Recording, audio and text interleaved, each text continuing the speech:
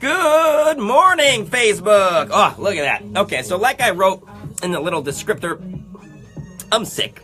I've had this sickness percolating for the last couple of days. I'm on day 3 right now. I'm just super congested. So we're gonna, keep this here brief. Oh, hey, look at that. It's time to dish already. It's the Daily Dish on Jams 96. Looks like now that Cardi B and Offset are engaged, they're sizing up offers for a televised wedding special. Gucci Mane recently had a pretty successful wedding special on BET, so this isn't really a surprise, seeing as how Cardi B and Migos are arguably bigger names at the moment. It looks like BET, VH1, and WeTV are all in something of a bidding war to get the rights to this wedding. That does raise the question, though. Is this whole engagement a publicity stunt? I wouldn't think so. Like I said, both Cardi B and Migos are pretty hot right now, so do they really need the publicity? They've both gone #1 on their own, but maybe that means they're afraid they've peaked and they want to stay in the public eye as long as possible. Or maybe they just saw an opportunity to not only get married, but also have it paid for and get a fat check on top of that. I think that's probably the most likely answer.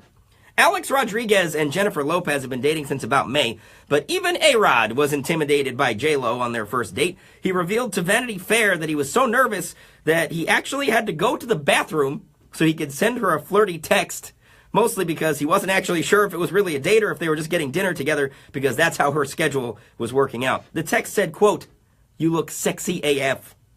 What a smooth operator.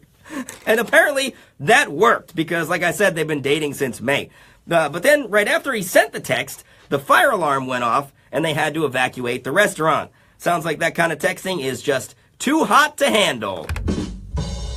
Chris Brown's new 45-track album, Heartbreak on a Full Moon, came out yesterday via streaming services. Physical version will be out on Friday. And this bad boy contains nearly 3 hours of music. He never said why he put out such a huge album, but word on the street is he's basically trying to game the system, since in order to hear the entire album, people will have to stream that many more total songs, and each stream counts toward album sales. So for instance, if you figure your average album has roughly 10 tracks, that's 4.5 times as many streams required to listen to Chris Brown's whole album all the way through once, thereby inflating his sales numbers by about the same amount. Maybe it seems kind of cynical to think he would do such a thing, but A, this is Chris Brown we're talking about, and he's never been the most benevolent citizen in the first place. And B, he actually posted instructions on how to maximize his streaming numbers for his fans to follow on Instagram. Oh, and he reminded people to buy multiple physical copies if they can, but not to put them on the same transaction because one receipt equals one sale. So he's actually telling his fans on his Instagram account to go through checkout lines in stores multiple times to drive his numbers up.